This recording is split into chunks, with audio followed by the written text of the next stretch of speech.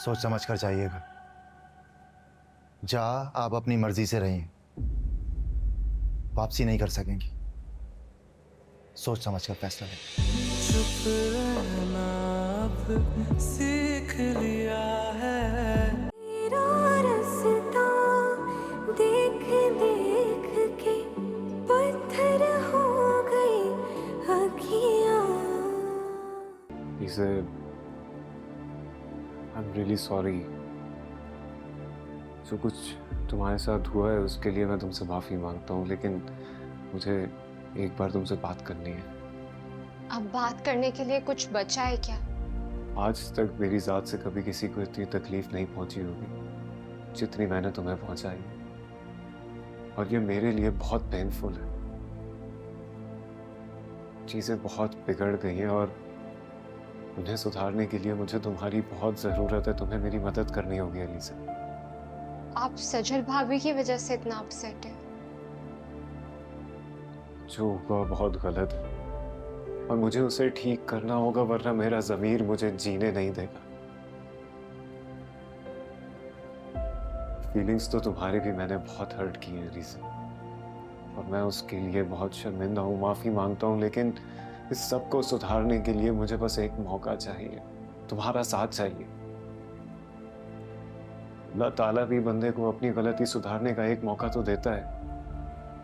हम तो फिर बशर हैं अलीज़ा, मुझे बस एक मौका चाहिए सब कुछ ठीक करने के लिए। फिलहाल तो मैं खुद में बहुत उलझी हुई हूँ।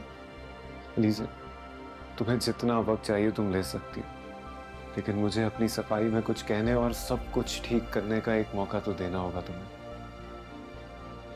मैं उस मौके का इंतजार करूंगा। आंटी, क्या हुआ आपको? आपकी तबीयत तो ठीक है?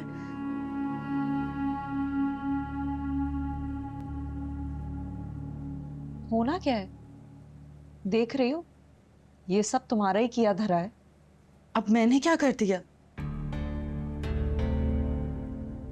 अब तुम्हें और कुछ करने की जरूरत ही क्या है सज्जन? तुम्हारी वजह से इनका बेटा अपनी नौकरी की परवाह किए बगैर यहाँ आ गया। उसकी हालत देखकर एक माँ के ऊपर क्या गुजरती है तुम्हें तो समझ में नहीं आएगा। देख लो तुम। एक तो घर में हर होने वाला मसला आप मेरे सर डाल देती हैं। मेरा कसूर क्या है?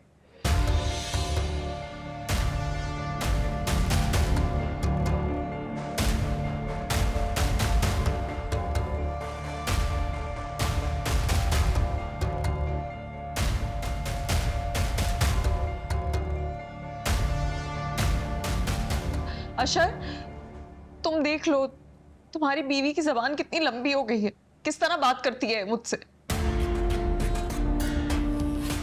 आंटी का ब्लड प्रेशर हाई हो गया और उसका इल्जाम भी बाजी मुझ पर डाल रही है। मीम, आपकी तबीयत ज़्यादा ख़राब है तो चले मैं डॉक्टर के पास लेकर जाऊँ आपको। डॉक्टर के पास जाने से क्या हो जाएगा? आंटी, अशर ठीक कह रहे हैं, आप चलें डॉक्टर के पास। अशर, अपनी बीवी से कहो कि मेरे सामने ना आया करे, चली जाए यहाँ से। जब जब मैं इसे देखती हूँ तो मेरा दिल और जलता है।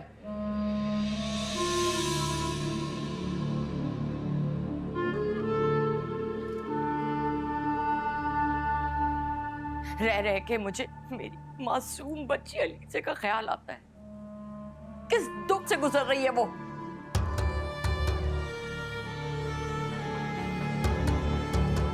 मेरी बच्ची का तो कोई कसूर नहीं था, खामोखा की बदनामी उसने मोड़ ली। ये क्या जाने एक माँ का दिल क्या होता है।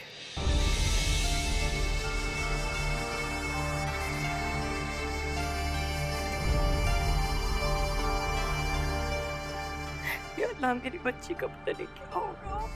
अम्मी देखें, जो हुआ है वो अच्छा ही हुआ ना। अगर ये सब कुछ बाद में होता तो हमें ज़्यादा तकलीफ होती। बेटा, तकलीफ तो इस बात की है कि हमारे दुश्मन कहीं और नहीं, हमारे घर में ही मौजूद है।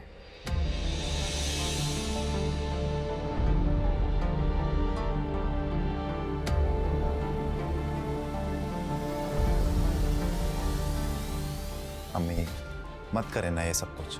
ये बातें सोच सोच कर स्ट्रेस बढ़ता है और तबीयत खराब होगी। प्लीज ना करें। अच्छा है खराब हो जाए, मर जाऊं मैं। अब जी के करना भी क्या है मैंने?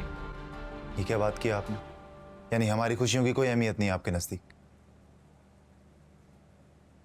अशर, तुम्हारी खुशियां मायने रखती हैं, लेकिन अलीजे की भी तो कोई अहमियत है इस घर में। उसके साथ कितना बुरा हुआ है, और ये सब तुम्हारी बीवी की वजह से हो रहा है।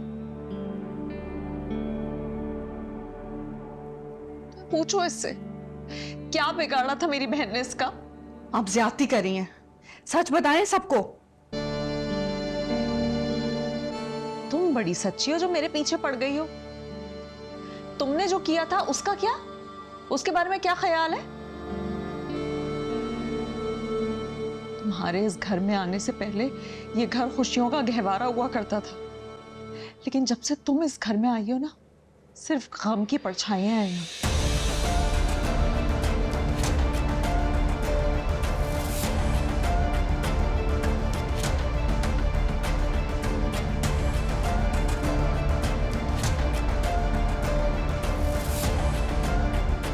पर ये क्या तरीका है ये बात करने का? अम्मी, आपने चलना है डॉक्टर के पास तो प्लीज चलिए, नहीं तो मुझे बताया मैं कोई और मेडिसिन ला कर दूँ।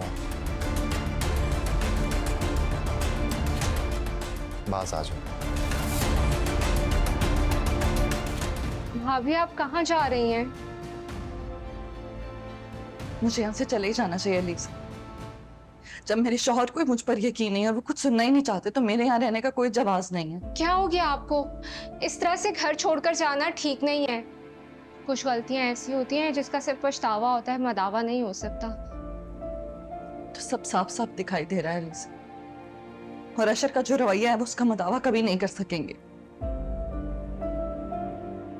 एक बात याद रखना सज्जन, अगर इस घर से कदम बाहर निकाला ना, तो इस घर के दरवाजे हमेशा के लिए आप पर बंद हो जाएंगे।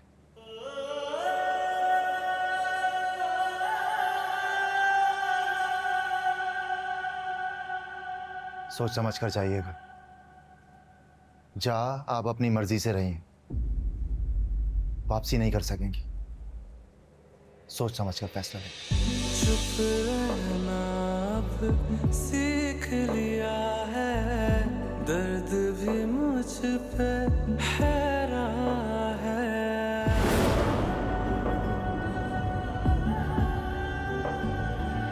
मेरी जात में बस उसकी कमी है, यूं ही नहीं आंखों में भाई ये सब ठीक नहीं हो रहा।